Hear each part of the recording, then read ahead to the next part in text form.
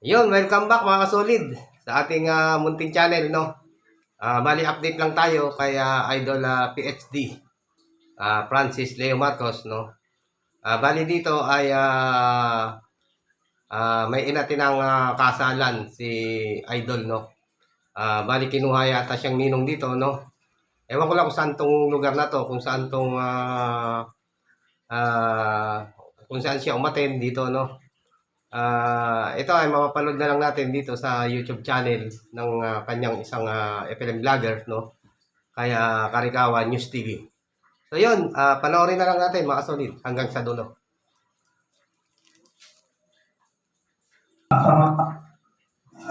Natutuwa ako. Sana naman, yung pagsasama nyo, hindi lang pag nagsawa na kayo mag-jerjer, mag-iwalay na kayo. O sawa lang ka na, darating yung araw na hindi natin masabi kung saan ako makakarating. Maaaring maubuo ko sa isa sa mga makataas na hubungan sa lipunan o Boss, naririnig niyo po yung audio? May audio ba? Teka lang ha.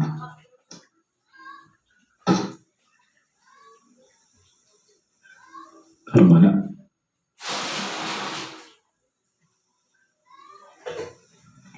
Meron. Alright.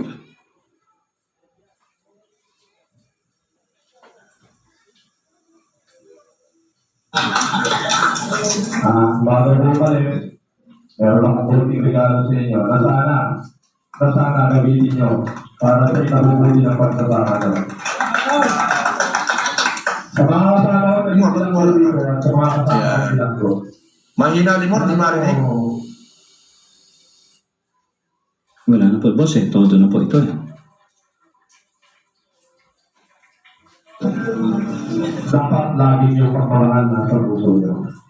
Iwasan niyo yung mga hindi magandang alitan, yung pataasan ng ilig, iwasan niya. Manalangin lang kayo sa Diyos, yung kalayaan ibibigay niya, o sa taos sa puso niyo yung pagsisigil. Nandito ako, hindi ako makakalimot, bakit? Kasi naging bahagi kayo ng kasaysayan ng aming buhay. 3 taon itong buwan, 6 na oras, 45 minuto, 36 segundo ako nakakulot sa ulo ng ito. Nakasama nyo. May 26 may happy sa Diyos at may 35, pero yung lahat ay naging bahagi ng kasaysayan ng buhay natin. At hindi ko ipinahihiya na minsan dumaan sa buhay ko, sa lantas ng buhay ko, na naging pinakbo ako. Sa lahat ng lagro, hindi ko yung pinahilimutan. Kaya ang hiling ko lang sa mga kasama ko nakulong dito at sa kasalubong pa nakakulong. Tapos lang sa taas, manalangin kayo at magsisi sa mga kasalanan na gawa nyo, maging mabuting tao pa, hindi lamang sa mata ng kapwa natin tao, kundi maging tao kayo sa kapwa ng Diyos. Yun lang. Maraming salamat sa inyo. Ato, boss. Alright, so yun po yung speech ni boss kanina doon sa mga kinasal. Pagkapares po yan at nagninong po dyan si Boss FLM. Alright? So dito po, pinapaliwanag ni boss yung mga naiwan pa mga kasama doon na nananatili pang nakakulong ay umasa lang sa awa ng Panginoon na darating din yung panahon na kanilang paglaya. So yan po yung mensahe na ibig iparating ni Boss FLM doon po sa mga kapatid na naiwan doon sa loob ng piitan. Alright? Talaga ba, boss?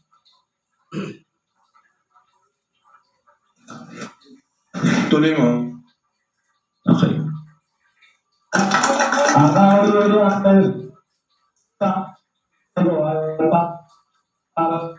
sa mga personnel, sa mga opisyal ng facility na to. If you would like to listen to Alright.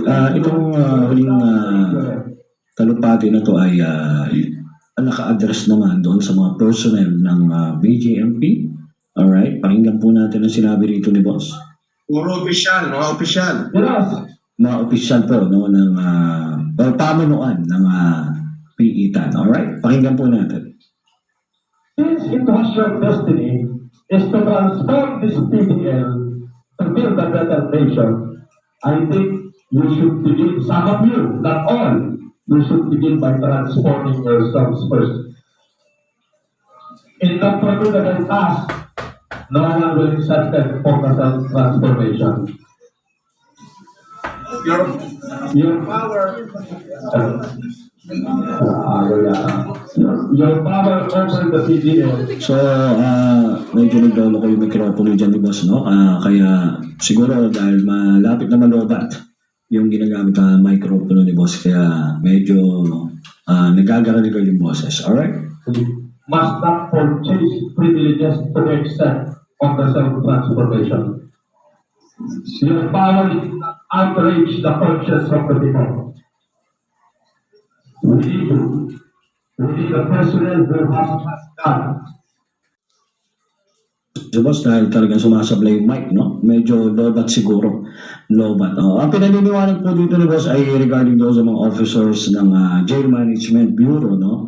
Na yung kanilang trabaho ay essential para sa pagpapahubog o pagbabago ng ating mga kapatid na nasa PITA, no? So, yun po yung main essence ng words na ginagamit ni boss doon para sa mas matibay na pamunuan ng correction. Alright?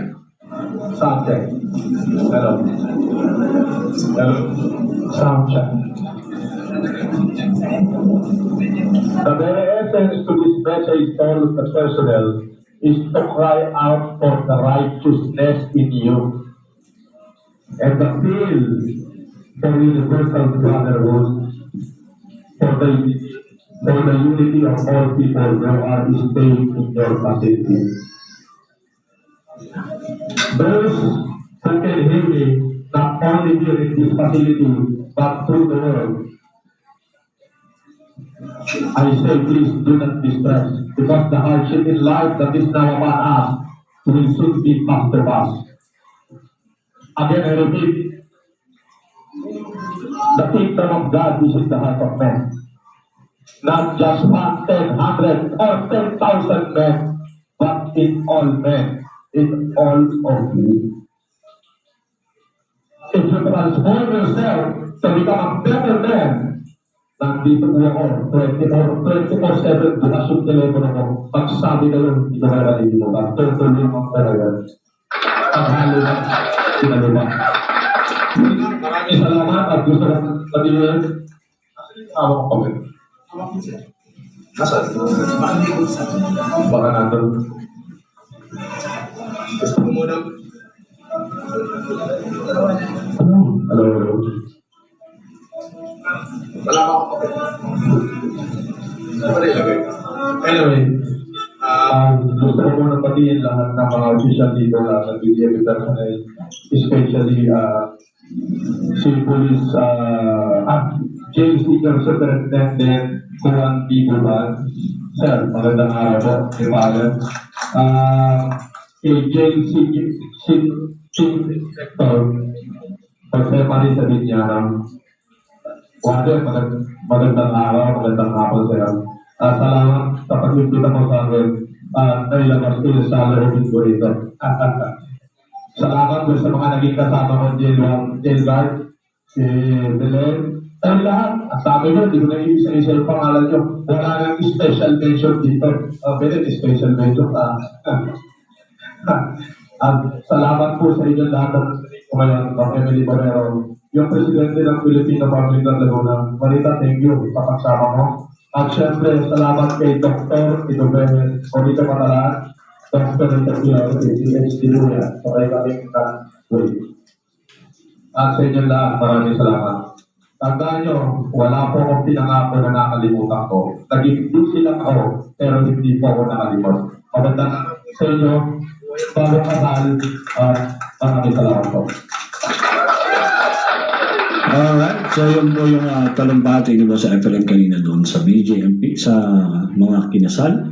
At syempre para sa pamunuan na rin po ng BJMP at syempre yung mga naiwang kosa ni Boss FLM doon. Palakpakan natin mga kapatid.